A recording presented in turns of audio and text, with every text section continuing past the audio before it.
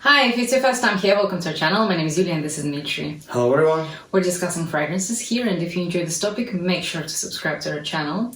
Today we'll discuss a fragrance by niche or artisanal fragrance brand Called Rogue Perfumery, and the fragrance is Chypre-Siam. Perfumer is Manuel or Manny Cross from USA. He's a self-taught perfumer. He was a chef in the restaurant, and he knows how to cook beautiful dishes. This fragrance is also amazing. It's very complex and it's not linear. It was released in 2017, I believe, and the concentration is eau de toilette.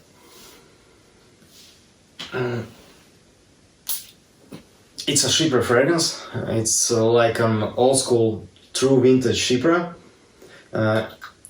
He wanted to create a similar fragrance to original Chypre de Coty. And Chypre de Coty was the first Chypre fragrance which gave the family name of Chypre. Chypre actually is the island of Cyprus. Yeah, and this fragrance has this beautiful opening of kaffir lime. And it smells citrusy, but very unusual to our noses. People use it in Asian food. For example, in Thailand food, they use this kaffir lime a lot. And this fragrance also has basil in the top notes. We don't have too much basil, but I can feel this green aromatic vibe from this fragrance. It also has quite a lot of oak moss already in the opening, yeah. And in the base and in the heart of the composition, it also has a lot of oak moss. So the notes here are kaffir lime, basil, spices, jasmine, ylang, oak moss, sandalwood, benzoin, soft leather, and civet. I don't get too much florals from this composition. I can feel some florals around 3 to 4 hours from the spraying of the composition.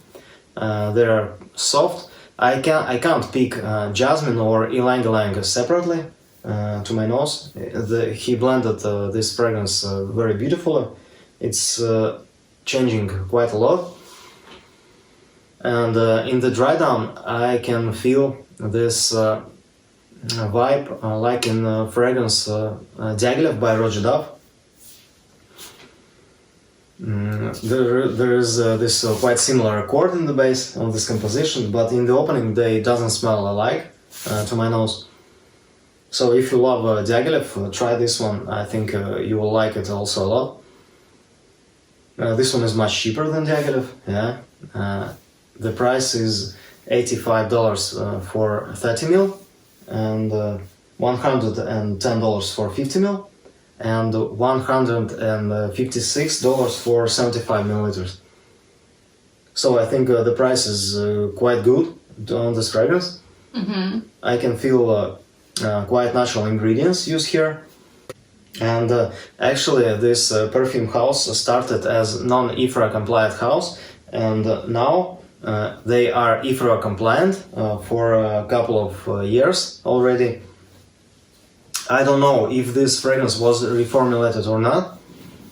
I read somewhere that their original formulas were already compliant by IFRA, so I don't know. I would like to smell this original fragrance when it was released in 2017 to compare with my sample here.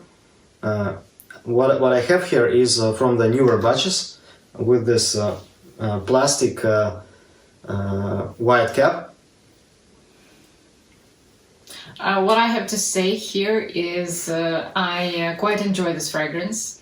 I find it's very heavy on oak moss, and to me it's very balsamic also. I get a lot of sweetness here too. It's a good Chypre. It's an old school retro style Chypre for me. Instantly I have a picture of people that are dressed nicely, wearing suits, some corsets, dresses, and maybe even some cool gothic person wearing their corsets, wearing all black and wearing this fragrance. I think that would be quite a cool attire for this type of fragrance. And also, I have to say that Dmitry probably will disagree with me here, but I've remembered while I was sniffing this fragrance. Today I'm trying it for the first time, and actually two fragrances that came in my mind were Atlantic Ambergris and Civet de Nuit by Rigel de Ray. I think if we could combine them both into one, that's kind of the vibe that I'm getting from this fragrance. Of course, it's not the same, and there are different houses and different ingredients are used. You shouldn't expect the same kind of thing here, but still, I think it's a very good quality fragrance, and smells nice, and nowadays kind of unusual. I love that it's actually does smell old school, but in a very good way. Sometimes when people are saying retro or old school, they think of like bad fragrances that remind them of some kind of bad associations.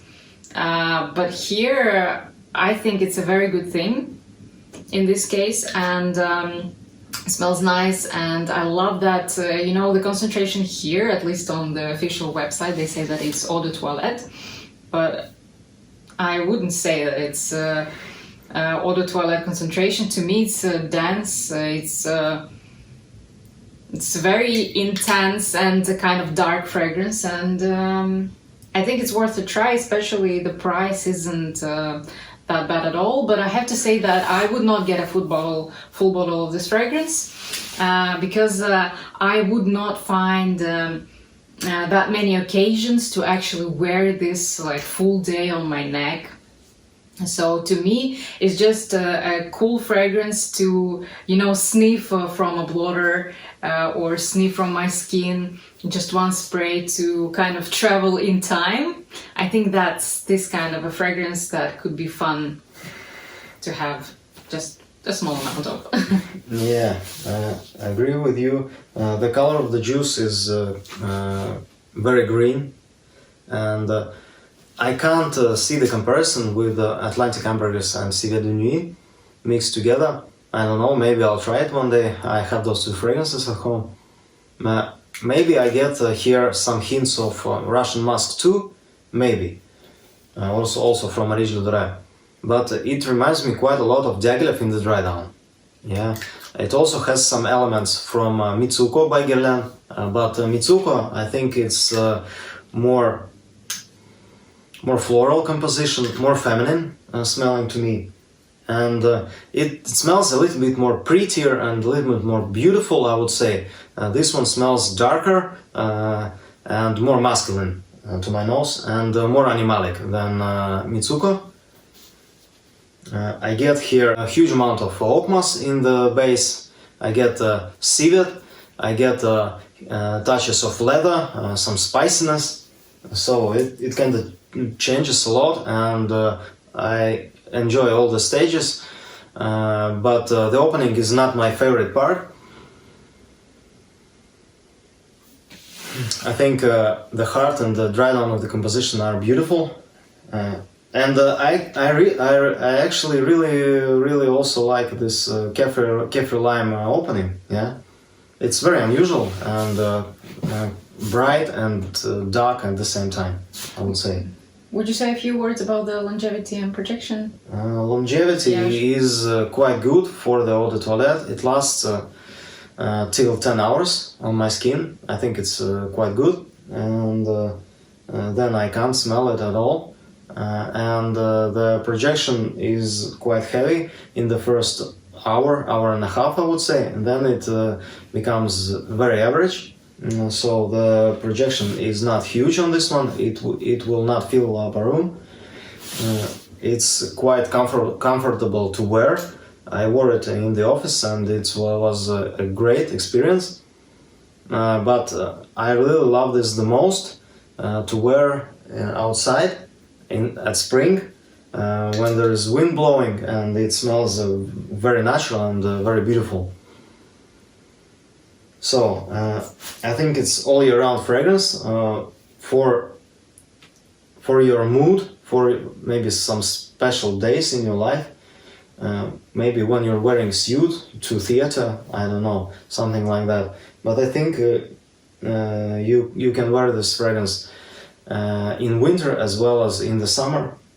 Yeah, it has this beautiful nature elements that smell I would gorgeous. prefer this fragrance in the darker months, to be honest with you. It doesn't associate to me with the sunny days or with the hot, humid climate.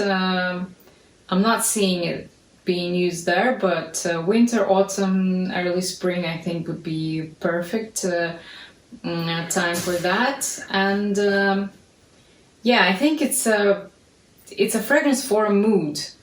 Not necessarily, I don't think you would really want to show off in this fragrance. I think, yes, it's just for travel and time kind of fragrance. Yeah, it's a great experience, and for the self-taught perfumer, I think it's an excellent composition, absolutely. And yeah, I think it's bottle worthy. If you kind of enjoy this type of fragrances, and if you wear them a lot.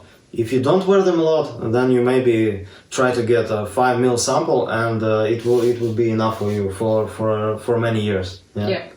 If you don't wear it too often. So great experience. Yeah. That's everything that we wanted to share with you in today's video. Thank you so much for watching us till the end.